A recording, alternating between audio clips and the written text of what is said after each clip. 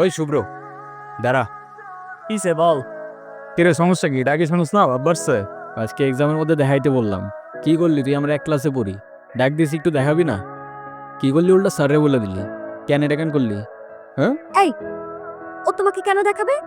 ও তোমাকে কেন দেখাবে? তোমার নিজের কি ব্রেন নাই? তোমার কি জ্ঞান বুদ্ধি কিচ্ছু নাই? তুমি বাসা থেকে পড়াশোনা করে আসতে পারো না? তুমি চুপ থাকো, আমি তোমার সাথে কথা বলতেছি। ও কেন চুপ থাকবে? আর ও তো ঠিকই বলছে, তুই বাসার থেকে লেখাপড়া করে আসতে পারস না। তুই মুখে মুখে কথা বলতেছিস। হ্যাঁ করতেছি তো। কি হয়েছে? কি করবি তুই? কি করবো না? এদিক ভিতু। ছাড়াস, ইচ্ছা না কেন?